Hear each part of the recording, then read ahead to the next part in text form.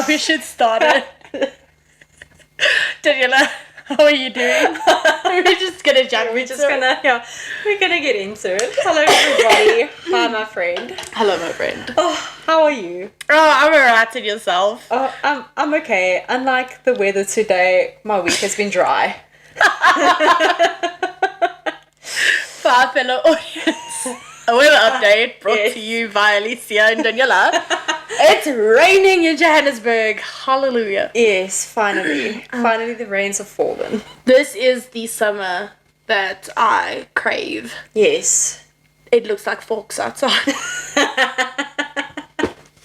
And today, I walked outside and I was just thinking, I was like, this is I think I could live in forks. In a mythical, I don't know, is forks even real? I know America's real and Seattle's real, but is the town of Forks real? I don't know. That I do not know. I apologize for my ignorance, but this weather, I was like, I could live in my own twilight. Oh yeah, 100%. Like the whole misty vibe, kind of. Yeah, it was beginning to look a lot like Christmas because we had a hailstorm as well. Only on your side though. Yeah, because apparently Daniela and I, we live 5 minutes away from each other, but we have two very different climates. Oh yeah, completely different. By Alicia, there was a huge hailstorm, looked like it snowed everywhere. By us, a couple of things of hail fell. Oh. And those. I thought you were going to say a couple of drizzles of rain. I was going to be like, well, you really measured those. I was actually going to say a couple of stones of hail. I was like, that does not sound right. I think it actually is a hailstone. Damn it. Son of a gun. Oh, but you also had a great divide over there by you. Yes, it was the weirdest thing. I heard rain coming from outside of my flat, so I went to look out on the balcony to see finally. Yeah. No, not to give away where I live, but you can see a school from where we live. There are many schools in Johannesburg. Oh yeah, tons. And it was pouring with rain there, and by us it was bone dry. So I'm like, okay, cool, it'll get you. It's taking its time, no pressure. Then 5 minutes later, still hearing the rain, so I'm like, it must be by us now. Go to the balcony. Check, literally the row of flats next to us, sopping wet with rain. Oh my God. We were bone dry. There was literally a divide between, dry and wet. And wet. You could visually see the line. It was so bizarre. It's 100% bizarre, but it's also really freaking cool. It's really to have a nature anomaly like that. Oh yeah. Whoop, beep, beep. This stops here. Yeah. It's it's reached the end of a map in a game. It's yes. You can't carry on. Don't cross this line. Yeah. Do not cross this line. Oh gosh. That kind of reminds me of a TV show that we watched. It's called Upload. And if they go past... No, was it Upload or was it the movie Free Guy? I think it was Free Guy. It was Free Guy. Oh, brilliant movie. Just a side note. Yes. Loved it. It was so funny. It was very, very cute. Fabulous. Ryan Reynolds just, it's quite funny. Played himself. Yeah. Classic. But it was great. It was Classic. great. Yeah, 100%. Yeah.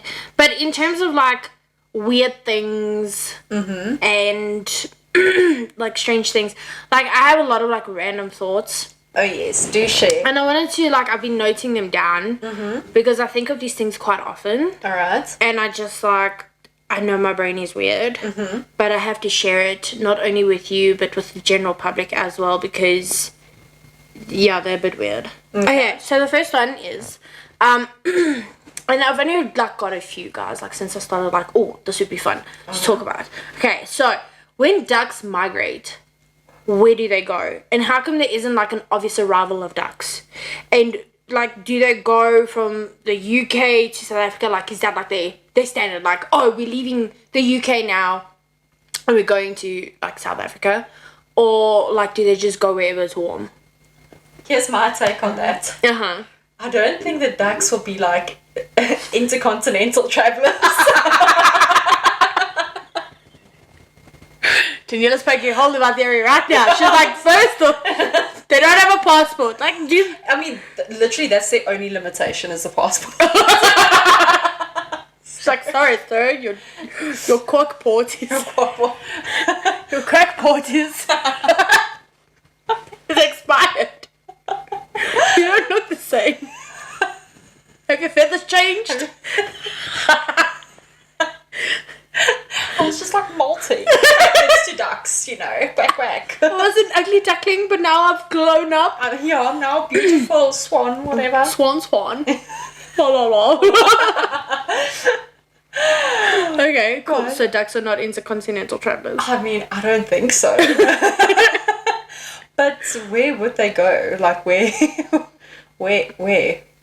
Yeah, but that's my thing. Like, because I was thinking, someone was talking, I think it was on the radio, they were going on about, like, ducks or something. Mm-hmm. And I was just like, we get it, ducks move from, like, cold to warm, like, in the change of the seasons, Yes, right? yeah. But, like, how, like, if there's, like, so many ducks, how come they don't just make, like, and they fly in, like, big groups. And I'm sure they don't just, like, fly, like, one group at a time. I'm pretty certain there's, like, multiple groups of, like, thousands of ducks. So how is it that they, like, arrive in our airspace and we don't even know about it? Can I just say, imagine how terrifying it would be if they all migrated at once in the same flock. Like, they'll just, you know, you'll be going about your day, sun is shining, and all of a sudden there's, like, this eclipse of the sun, and all you hear is, like, quack, quack, quack, quack, quack. This is the white rain because they're, like, shitting, letting us know they're around. Speaking of bird poop, like, the hardy dogs, I don't know what the hell they're eating, but their poops are, like, massive, and they're, like, dark, deep purple. Purple? Yeah, they're purple. And I'm just like, you're like this close to shitting on my dog. Because as it is, like, the pigeons poop on him, and, like, I have to pick bird poop off of his coat because he'll be sleeping and they'll probably just, like, bloop, and he don't even notice. Poor soul. My poor baby. And then I look at him, I'm like, Trip, why did you let the birds poop on you? They were taking advantage of his, like, kind soul. Right? Shame. Although, like, I wouldn't be so certain about that because the other day he decapitated a bird and just left it there lying on the grass. He was like, yeah, you I mean, mess with me again. I get what you're saying, but they shat on him. Yeah, they really did. Like, these birds have the audacity to poop on my dog. And now, like, they've got, like, massive ones. And I'm just like, oh my gosh, one day is one day. I'm going to think he has a purple eye. Got his fur dyed, you know, went to the salon. Jeez Louise. Oh my gosh. Alright, so that was the bird one. Alright. Okay, I have another bird one. Yes. Imagine birds with arms. And not just like, guys, I know you're gonna be like, oh, they have wings. No shit, motherfucker. Yes, I know birds have wings, alright? Yeah. But like, they don't have like phalanges on those wings. Okay? Like, what if they had like another like set of arms like under their wings or like coming out of their chest or just like, you know, fun fact actually, when I was younger, I asked my dad to draw a picture of a chicken for me and he drew it with 4 legs. So maybe you and my dad are onto something. I mean, they must have had arms at some point because, and I stand by this, birds are dinosaurs. They are though. They are. Yeah. Right? Yeah. So dinosaurs had arms.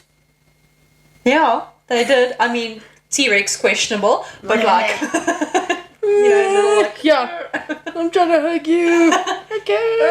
I'm so angry.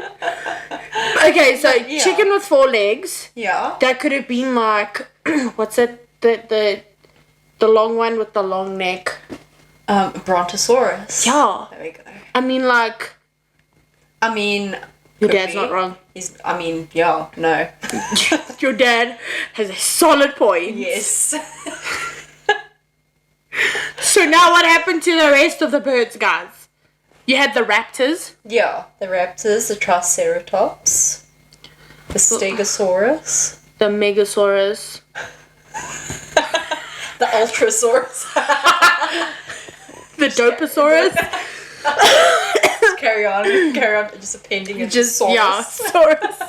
So, like, I mean, like, that would make their lives a whole lot easier. I mean, they have, like, little click, click, click, click, click, like little... Yeah, little, but, like... Not paws, but claws. Yeah, claws. Claws. Like, yeah, the little claw. But they can't really, I mean, like, You can't tell me that the evolution was like, oh, I don't need these anymore. These hands are not useful. I mean, 5 fingers, get out of here. Yeah. Like, what are those guys doing? Never mind that these 5 fingers made fire and now we make chicken nuggets. Yeah, so maybe they would have been too powerful with arms as well. You never know. Maybe it's for the, greater good of humanity. That birds don't have arms. Don't have arms. Must be. But they can fly and shit on our dogs. I love that. Makes sense. That's cool. I love that theory. Okay, now this next one. Yeah. So, I've been really focused on my skincare, and I put sunblock on my face every day, or at least try to remember. Okay, very good, very good. Thank you. But now, when they say you need vitamin D, because I read some posts and they're like, you need vitamin D every day because it makes you happy and it's good for your skin and blah blah blah blah. Cool. Yeah. But now, are they saying, because when they say you need to put sunblock on your face to protect from UV rays. Yeah. But then when you're walking around, are the UV rays everywhere, or do you need to be in the act, you have to see the sun and it rotisserie chickens you? Is that what they're saying, or is it just UV rays in general? Number one. Number two, when they say that you need to get sunlight, is it just light outside in general, or is it again you need to stay in the sun to get the benefits of vitamin D? Well, look, I mean, I was standing outside and I was like, do I need to be in the sun or near the sun? I don't understand this. I get what you're saying. So I don't think you necessarily need to be directly in line with the no rotisserie. Yeah, exactly, directly under the rotisserie. I think the light and it kind of bouncing off and reflecting on all these things and eventually getting to you. I think that's sufficient. Actually, because you can get vitamin D tablets. Oh yes. Yeah. Apparently, you need to take so many of those to actually make a difference. Really? Yeah, it's that's what I heard. Yeah. Don't quote me on this, but it's. I mean, I think you get more vitamin D just standing going outside for 20 minutes than taking those tablets. Oh damn. Yeah. Yeah, because I mean, how exactly can you put sunlight or sunshine in a tablet? How can you get that yes, now we've made a tablet out of this. It's gonna capture the radiation. Yeah. Put it in a tablet and then just swallow it daily. Sell it to people. Vibe. I mean, you can buy them, but you need to take 300 of them. Marketing. Yeah, hello. Buy 300 today and get 300 more. At a lower cost. Yeah. There we go. The sun's never gonna run out, so neither all these tablets. Yes, exactly. Oh my lord. Yeah. So okay, that's a wild fact that you need to take gang in order to be effective, rather than just. Yeah. But you get the sun for free. Right. Exactly. But yeah, you still gotta, like you said. Yeah. Yeah. But have you seen how expensive sunblock is? It's terrible. Bruh. What the hell? It is so I was looking for one that was just I didn't want a beach sunblock, a Nivea one. Yes. So I wanted a Naveen one or a Eucerin or whatever. Bro, it was 500 rand for a can. You're joking. Bro, and also, what the heck is thermal water in a can? I don't know. What do you need? That is room temperature. I Water that's I don't know. But you have to buy, you don't have to buy it, but you can buy it, and it's 200 rand a can. So, and you get it from Aveen or Vichy or whatever. I'm I feel it's just distilled water that they're trying to market as it's the same as thermal water. Dude, it's the same as eye cream. Eye cream is a scam. Oh really? Yeah. Apparently you don't need it because you can just use normal face cream. Because the skin under your eye is more sensitive, so you must just moisturize a little bit extra. But if you look at the ingredients that's in an eye cream, take the same brand for instance. Yeah. And you look at the normal face cream and the eye cream, same ingredients. Same thing. I mean, it makes sense. Yeah. makes sense. I've never bought eye cream before, but I bought it once. I bought a CeraVe one because I had like really dark marks under my eyes. Yeah. But that was cured when I actually had a decent bed routine. So, like... I mean, yeah, makes sense. Winner, chicken dinner. I love it. Alright, and then my last one. Yes. This isn't so much as a random thought or idea. It's just something that like has been an occurrence in my life. Okay. And I don't know if it's just because I started with braces, which I still have. Fuck. But Getting there. yeah, almost there. Nearly there. We need to have like a... I was going to say we need to have a mouth reveal. Can you see? Bloody hell. No, like if it's not my tooth rotating completely or another gap appearing, like it's just I don't know. Anyway, point is, I've noticed ever since I got braces that I chew more on my left side than my right side, and then when I try to like shift my food to the right hand side of my mouth doesn't know how to chew. That reaction. I'm sorry. Okay, can I tell you? When I was much younger, like 7 or so, Yeah. I had the same issue. Like I would only ever chew on one side of my mouth. Yeah. Why? I don't know. I don't know if it was because there was like a loose tooth or something there. I don't know. And then like whenever I tried to chew on the other side, it was like it just felt unnatural. Yes. I can't say I've experienced it As an adult. Now that you mention it and I think about it, I don't even remember, like I don't consciously like remember what side I actually chew on. I Like wish, legitimately. oh my soul, I wish I was living in your life, in your world, because I'm like, okay, I'm chewing too much, and then I like shift it, and then I'm like, I'm shift it how, back. how do I chew? And then I'm like, no, this is too much. I go back to my Like left a side. dog with peanut butter. Yeah.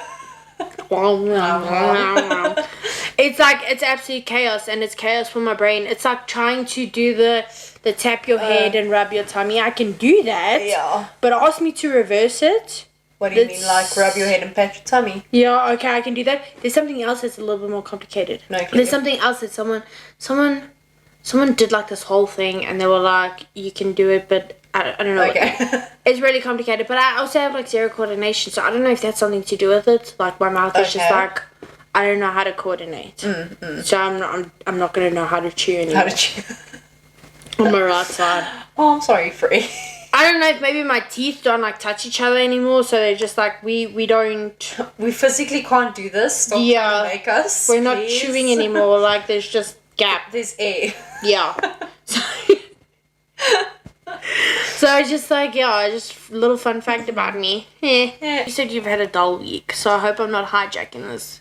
But I have like 2 more like stories I want to share. Yeah, please share. Like it's actually making my week like. It's a world of randomness today, guys. This episode is like a whole confuffle. Mishmash of everything. Yeah. But mostly just Alicia with the random freaking thoughts. I don't know if you've seen that TikTok where this guy also has like random thoughts or whatever. None of them come to mind now, but they're so like far out there that his friend or roommate or whatever is like, would you please just stop? Oh god, I think I know which one you're talking about. And it doesn't. I don't know. Like you need to show me, but I think I know who you're talking about. Oh my lord, yeah, no, that is funny. So something that happened to me last week, and I really like spoke to you about it, but like based off of your reaction, my mom's reaction, and then you shared the story with your parents. My parents. It was freaking hilarious, Alicia, and they thought your like whole your reaction to the situation was brilliant. 10 out of 10. You couldn't have done a better job. I feel like that's such a high compliment coming from your parents. Oh, thank you. So, back when I was trying to be an actress or make it in the film industry, while I was in Portugal, I used to send out like hundreds of CVs. Yeah, that's what it does. Yeah, you know. And most of the time, people in the industry don't respond to you. Like and I'm sure that's what most. Coming back when I was also first searching for my very first job. Yeah. Back in the day. Back in the day. It's kind of just crickets. Yeah. So it was just okay, whatever. This was in 2018. I sent an email, attached my CV, did a cover letter because, for some reason you have to explain why the hell you need a job. Yeah. All of that stuff. I got a response back last week Friday. 4 years later, guys. Couple of years. I don't know. Too long. At least they got back to you. I mean. Right? They gave me that courtesy. At least. So this person goes, "Hi, Alicia. Thanks for reaching out. I'm afraid we don't have any projects that would be suitable at the moment, but if you're happy for me to keep your details on file, let me know if I'll let you know if something comes up. Best wishes." I mean, do they even have to ask this point if they've kept it for 4 years? Right? Thank you for asking, but bruh. I can't help but think that this email went on a whole adventure before it got to the destination. Where has this email been? Has it just been surfing the interweb? It must be. Can Disney or Pixar Pixar doesn't exist anymore. Say what? Hold up. What? Wait. Which one of the animation studios closed down? I don't know. Or they're I don't know any of them. It was not DreamWorks. No, maybe it was DreamWorks. I don't know. One of them went whoop. They were whoop, we absorbed. Okay. Yeah, but okay. Anyway, so I feel like one of the animation companies just needs to be email gets create a little email persona. Yeah. And a way to explain the internet to children. Actually, that's a really good idea. That's a good, called it. That's mine! Yeah, Alicia called it. Those are my ideas. Copyright. Today is the 18th of October, and I came up with the internet's idea story. Thank you very much. Yes. All rights reserved to me. Mm-hmm. Alicia. Yep. Dominique Pereira. Camacho. Yeah. Yep. Thanks. There we go. So I don't know what this email was doing for all this time, but eventually I got to this person and she found it within herself to respond to me. And at this point, guys, I have nothing to lose. Yeah. It's been 4 years. They haven't responded to me in 4 years. And I don't feel like they would take offense to anything that I say, because if it's taken them this long to see my email in the first place, then what do they expect? Exactly. And at the same time, they're also sorry, we don't have any roles. Yeah, I'm oh wow, thank you. Yeah. So my response, guys, I was just you know what? I'm never sassy. I'm never rude. My mother raised me really well. But at this point, I might as well just let it loose. All these years of being the nice person. Let it all hang out. So I respond, "Hi. Disappointed that after 4 years of waiting, there's still no available position. But thanks for getting back to me. All the best."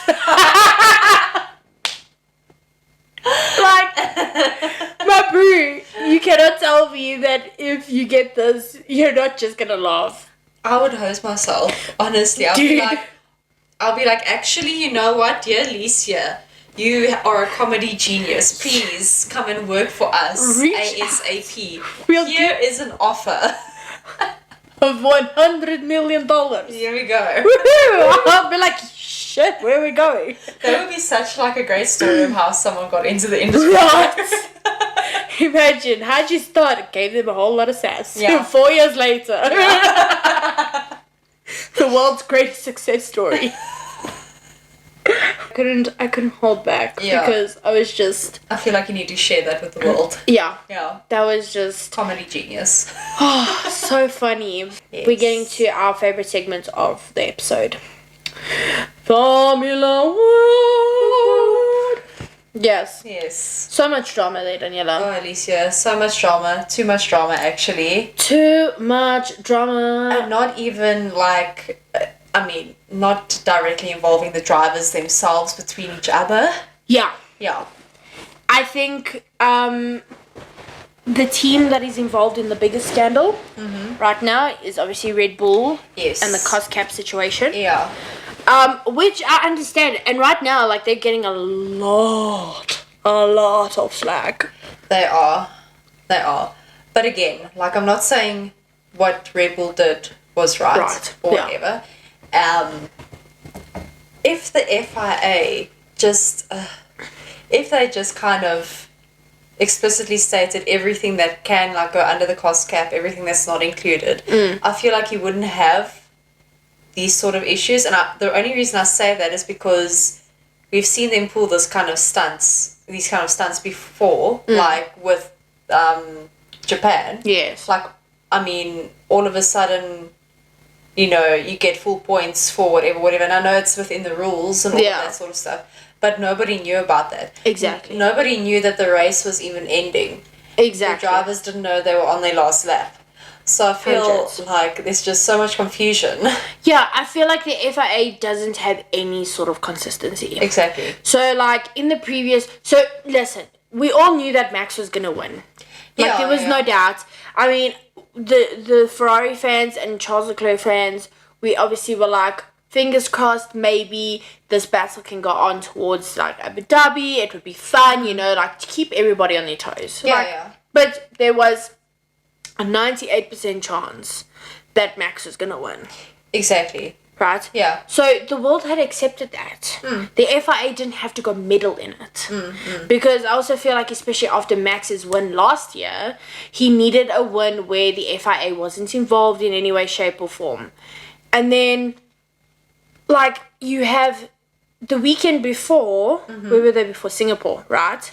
Yes. Singapore. So Singapore, there was a delay in giving Perez his penalty. Yeah.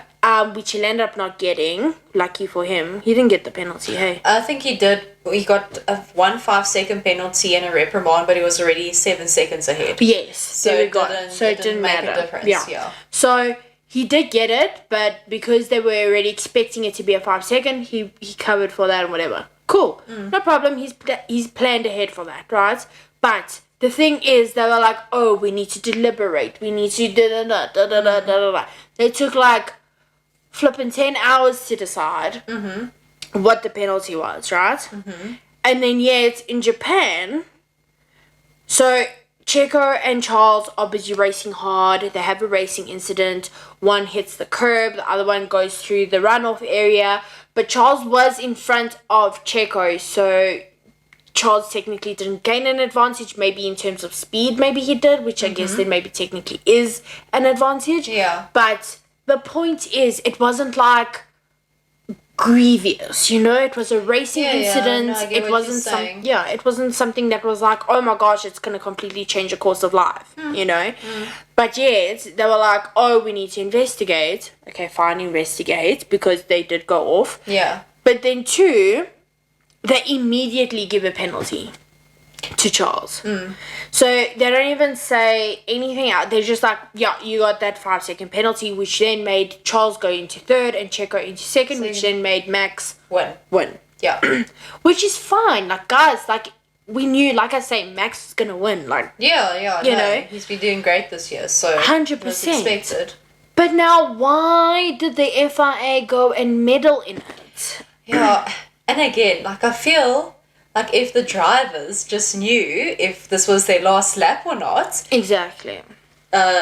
Charles could have, or Ferrari Pitwall could have said, oh, you know, you need to give back whatever advantage gained, otherwise you're going to get a penalty. Well, like, there was no time to correct the issue. Nothing. There was nothing that he could do. And that's why I say it comes back down to the FIA. Like, they know the left hand doesn't know what the right hand is doing. Exactly. There's no consistency, like you said. And that is like the root of all of these controversies. Exactly, all of these controversies. Yeah, no, 100%. So now we've got this issue with the cost cap. I haven't read too much about it. I've just been seeing headlines, etc., etc. But I do know that the general thing is that Red Bull went over. Yeah. and they claim that they went over by a small amount. Yeah, I think it was a minor breach, they say, which is less than 5%. Okay. Yeah. So that, I mean, like less than 5%, sure, but that means that at some point they did have some sort of advantage if they had like more money to spend or they overspent in that regard.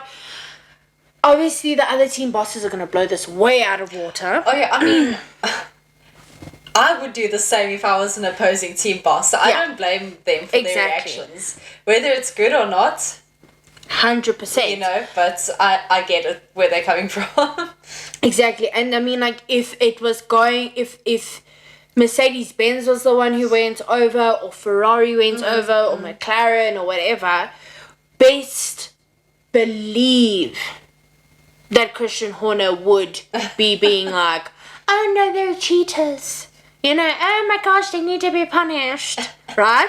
Like he would be the guy also pointing fingers if it wasn't being pointed at him. Yeah, like I said, like no matter whichever team it was, the opposing teams are also always gonna try and make like a 100% big thing out of it. There we go. You know, no matter the scale of it. So. Exactly.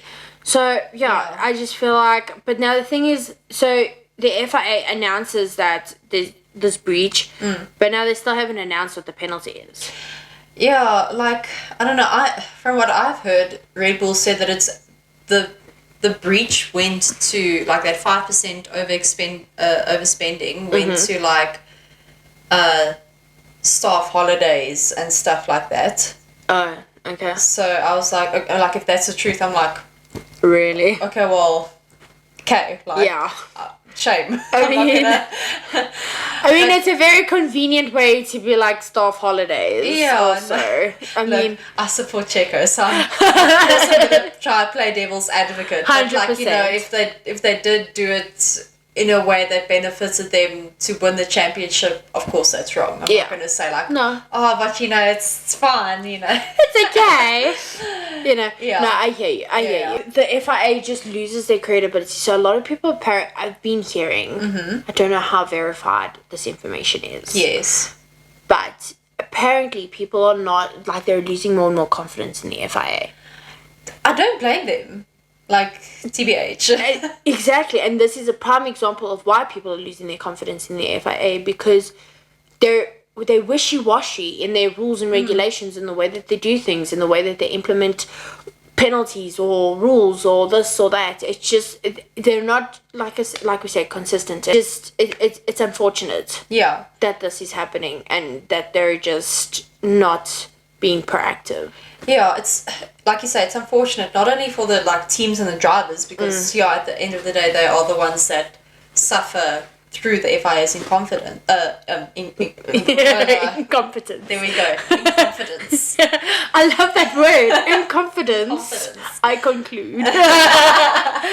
Incompetence. The sport as a whole suffers as well. Yeah. Because you're going to get to a stage where the fans aren't going to really be interested in watching a sport where, you know, there's this much controversy surrounding the rules. Exactly. And the wins. And the wins, the losses, the decisions regarding races and all of that. It's going to hurt Formula One and, like, you know, as a whole at the end of the day if this doesn't get sorted out. 100%. And then another disappointing thing that I think the FIA, again, has dropped the ball is with W Series. The women's series. I heard that they're not going to finish the year. Yeah, so because of finances and funding and lack of those things, they can't finish off their season. Here is a sport that's male dominant, which is fine. Like, dudes have been racing for a long time. Like, we're not saying anything, but it's just disappointing that they create like this big hoo-ha of like women this, whatever, but yet they can't even like assist in some way, shape or form to letting like female sports progress. How is a woman ever going to be able to get into Formula One out of her own like merits, not because she's there because they need to, you know, fill quotas or whatever. Exactly, push an agenda. Like, women don't want to get there to just push an agenda. No. We want to get there because there are female drivers who are really good at racing. Yeah. And if they have the opportunity to race in a Formula One car why shouldn't they? Yeah. Agreed. But now the only way, like, if we can't even keep W Series funded.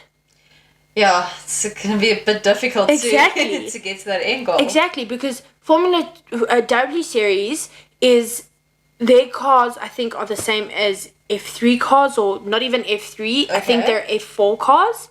Okay. So it's like a really sort of like basic kind of racing car. So not even in F3 or F2. So how are they supposed to progress into F3 and F2 and then later into F1 if there's no opportunity, there's no exposure, there's no like... Yeah. And it's just really disappointing that they've let the W Series end of the season the way that they did.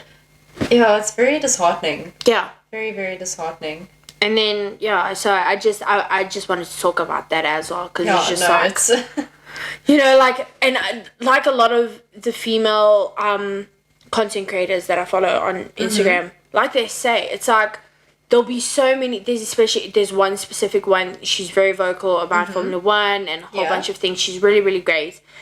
And she said, I think her name is Tony. Okay. Yeah, it is Tony.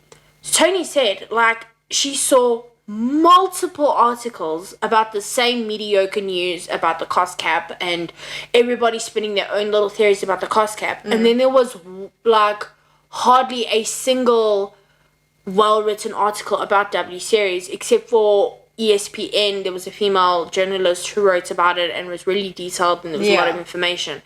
But other than that, there was nothing else. There was nothing really. No one was covering that. No one was discussing it. No one was making a big deal out of it.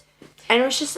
like, it's sad because back at the ranch, it is a big deal. It is. Like... it's like almost like your favorite soccer team being relegated or something. Exactly. It's like W Series has been relegated, guys. Like, who's gonna help them? Yeah. Imagine F3, for example. Yeah. Couldn't finish the season because of... like, funding. Lack of funding, yeah.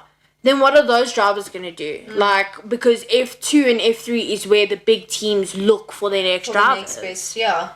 So, like, if there's no W Series, how is there ever going to be an opportunity for women to, like, present themselves and be like, hey, we're good drivers as well, you know? Yeah. Hopefully, fingers crossed, at some point, they get a big, like, funding boost or something like that, and then next year they can have like a solid season. Just like a pile of money dropped in all of their laps. 100%. Something like that, you know? I mean, like, how about the FIA take all the ticket sales that they make from Las Vegas and put it towards W Series? Yeah. There we go. And Miami. Because I feel like Americans just throw money at the races. Like, ask all those celebrities who are just going there and have no idea what's going on to make a special donation for W Series. Oh, yeah. Build that whole, like, fake marina. And it's back next year. So, how about instead of building the fake marina, just give W Series some money? Yeah. But speaking of races, this week is Austin. These guys are going to the COTA, Circuits of the Americas. Yes. Austin, Texas. I swear it's like Daniel Ricciardo's birthplace. I mean, yeah. You can see. He goes full cowboy. Yeah, deep down inside, there's just a cowboy waiting to be, you know, just waiting to giddy up. Oh, yeah. Oh, yeah. Oh, yeah. Just waiting to yeehaw. I don't think there's a more American love, like, no. How do I put this? I don't think there's anyone who could be more American than Daniel Ricciardo. And he's not even American. He's like the most excited for this race. Oh yeah, he is. And I'm excited. Me too. Like, I know it's only been a week since the previous race. Yeah. You okay there? Oh good, it just wasn't doing the thing it was supposed to be doing. Yeah, I mean, it's only been a week since the previous race, but it feels like forever. Like, I don't know what I'm going to do we're going to do when, you know, the last 4 or 5 races are finished. Dude. Like, until next year, March. That's like 4 months. December, January, March, and it's like end of March basically. We'll watch Drive to Survive. There we go. Yes, because the new season's gonna come out. Yeah, somebody still needs to finish watching. So I have to finish watching the last episode. Yes. I watched the episode where Yuki was like, I have to take a poo. Yes. I think that's the last one I watched. I got one more to watch. Oh gosh. But yeah, no, that this new season of Drive to Survive, like, I don't know how they're gonna fit all that drama into. Because I feel like a lot happened this year. But a lot of drama, you think? Like, I don't know. I feel like not as much as like, because last year they had like the whole Lewis and Max narrative. Yeah. But this year they've had like a whole lot of drivers leaving. Yeah. Okay, I get what you're saying. Yeah. They've had a couple of interesting accidents. They've had Alex Albon almost like leaving us. Yes. Yeah. They've got like the Pierre and they've got the whole McLaren drama. Ooh, actually, I take it back. Yeah. There's going to be so much sauce with that. If they don't include that. Oh no, they would be fools to not include it. Yeah. In terms of Circuits of the Americas, I'm really, really excited. I think it's going to be interesting. It's going to be very late for us. I mean, FP2 is at midnight. I know. You're joking. No, Friday midnight. What time's the race? Race is at 8. No, 9. Oh, no. I'll tell you now. So, yeah, the race is at 9 o'clock on Sunday for us. I prefer the earlier races. Like so your eyes feel like big red. Yeah, because I'm not a morning person. I prefer, like, when we came to watch Quali here. Yes. And the race the next day early in the morning, I enjoyed that. Because I made you breakfast. I mean... I'm like Joking. Shine. Oh, Joking. Embarrassed. I'm joking.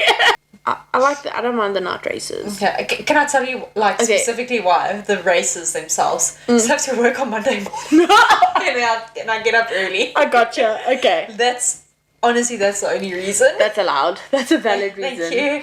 I mean... Thanks. Thanks. I think we can round up. Yes. What are your predictions? Ooh. Second is the first loser. And that's from the chicks from My Kitchen Rules.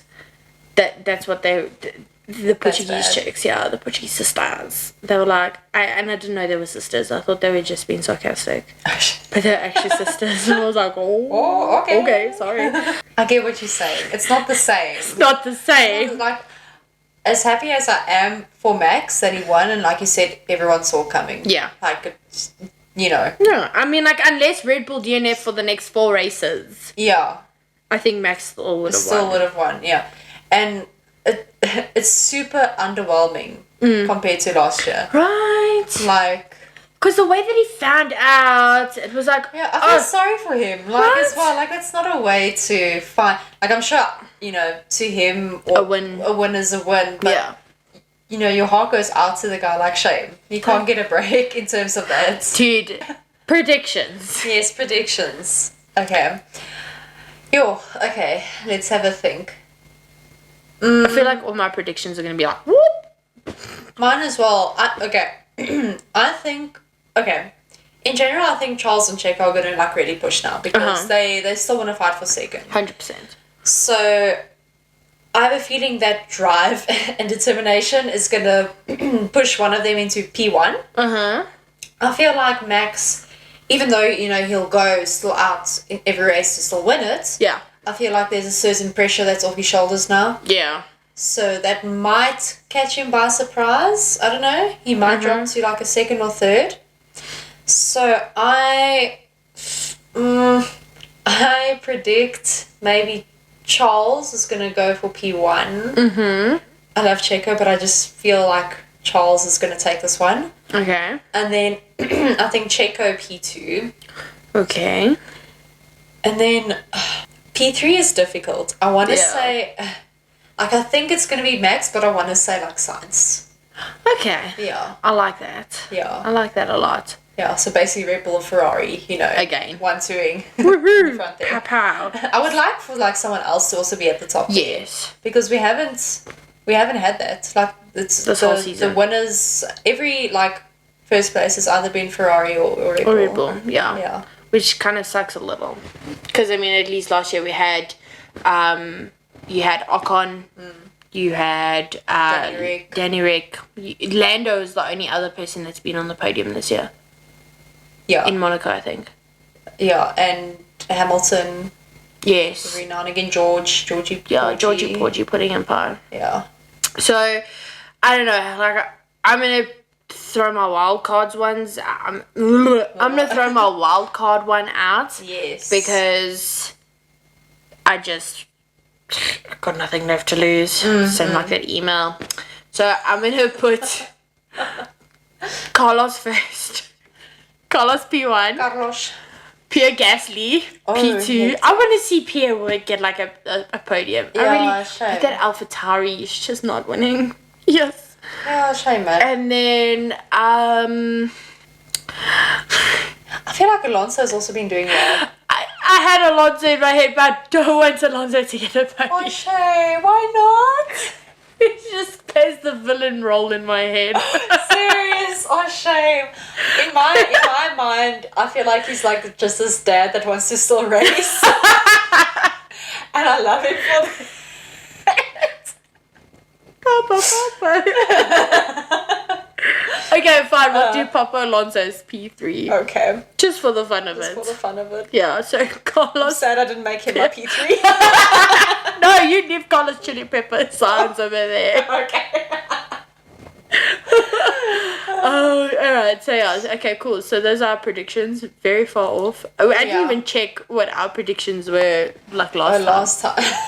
I think they were way off. Yeah, 100% way off, definitely. We were definitely way off for Singapore Grand Prix because things happened there and Chaos. Chaos. What I'll do is I'll note it down when I'm editing and then I'll see how we did. Okay. And then next episode we'll discuss. Yes. Like how bad. But then like by the time next episode comes along, it's already going to be 2 races. Yeah, we'll already have like Mexico done. Should we make predictions for Mexico summer now as well? Actually, alright, so for Mexico, who do you... I want to say Perez because it's his home turf. It really is. P1 Perez. Okay. Come on. Yes. Okay.